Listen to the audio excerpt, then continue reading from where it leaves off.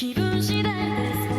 敵を選んで戦う少年、叶えたい未来もなくて夢に描かれるのを待ってて、そのくせ未来が怖くて明日を嫌って過去に願ってもうどうしようもなくなって叫ぶって、明日よ明日よもう来ないでよって、そんな中動いて月は沈み日は昇るけどそれは違ったんだ、君は僕